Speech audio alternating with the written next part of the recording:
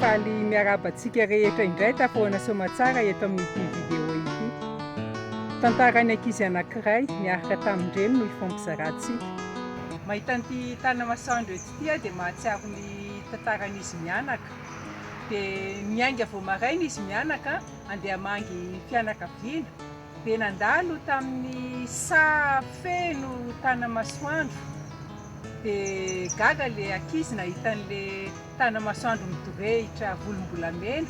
Dia nanontany hoe inona ny anaran'ilay voninkazo. Dia izy nireny hoe tanamasoandro io tournesol. Mitodika mandrakariva any amin'izay toerana alehan'ny masoandro. Ariva ny andro dia nandalo teo amin'ny lalovana izy. Gaga ilay ankizy fa raha tamin'ny maraina nitodika ny atsinanana tany amin'ny fiposahan'ny masoandro ny voninkazo tamin'ny zareo nandalo. Dia ny ariva filetehan'ny masoandro dia nitodika tany amin'ny ilany indray ny voninkazo. Dia gaga izy zany nanontany andreny hoe neny rehefa tsy misy masoandro zany dia mitodika makaiza ny voninkazo.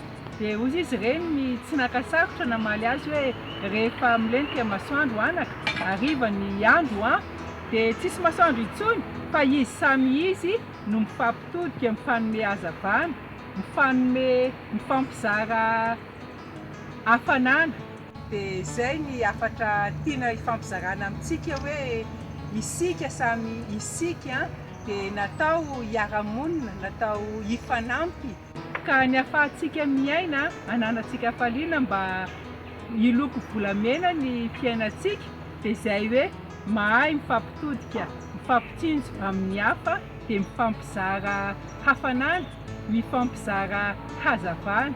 Dia ho finaritra ny tontolo androntsika. Saotra antsika rehetra.